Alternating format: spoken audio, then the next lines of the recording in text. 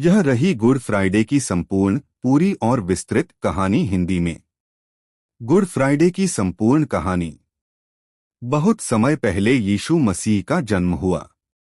वे बचपन से ही दयालु, शांत और प्रेम से भरे हुए थे। बड़े होकर उन्होंने लोगों को सच्चाई, प्रेम, क्षमा और भगवान के मार्ग पर चलने की शिक्षा दी। वे बीमारों को ठीक करते, दुखियों को सहारा देते और गरीबों की मदद करते थे। उनके उपदेश थे, अपने पड़ोसी से प्रेम करो और दुश्मनों को भी माफ करो। धीरे धीरे बहुत लोग उनके अनुयायी बन गए। लेकिन उस समय के कुछ धार्मिक नेता और शासक उनसे ईर्ष्या करने लगे। उन्हें लगा कि यीशु की बढ़ती लोकप्रियता उनके अधिकार को कमजोर कर देगी। साजिश और गिरफ्तारी। यीशु के ही एक शिष्य यहूदा इस्करियोती ने लालच में आकर उन्हें धोखा दे दिया। उसने कुछ पैसों के बदले सैनिकों को बताया कि यीशु कहाँ मिलेंगे। एक रात जब यीशु अपने शिष्यों के साथ प्रार्थना कर रहे थे, तब सैनिक आए और उन्हें गिरफ्तार कर लिया। उनके शिष्यों को बहुत दुख हुआ, लेकिन वे कुछ नहीं कर सके। न्याय और सजा। यीशु को रोमन शासक पोंटियस पिलातुस के सामने पेश किया गया।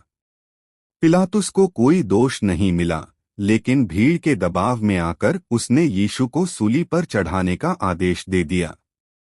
उन्हें बहुत यातनाएं दी गईं, कोड़े मारे गए, कांटों का मुकुट पहनाया गया और उनका अपमान किया गया। क्रूस पर चढ़ाया जाना। अंत में यीशु को अपना क्रूस खुद उठाकर पहाड़ी स्थान गोलगोथा तक ले जाना पड़ा। वहां उन्हें क्रूस पर कीलों से ठोक दिया गया।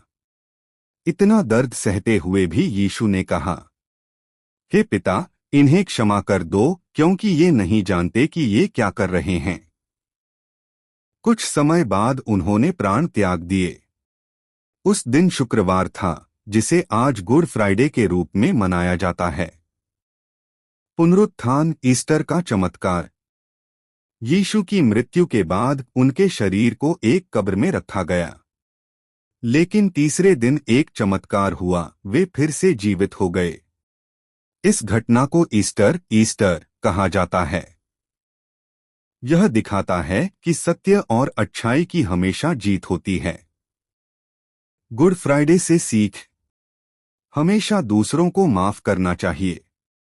प्रेम और दया सबसे बड़ी ताकत है। कठिनाइयों में भी सच्चाई का साथ नहीं छोड़ना चाहिए। बुराई पर अच्छाई की जीत निश्चित है।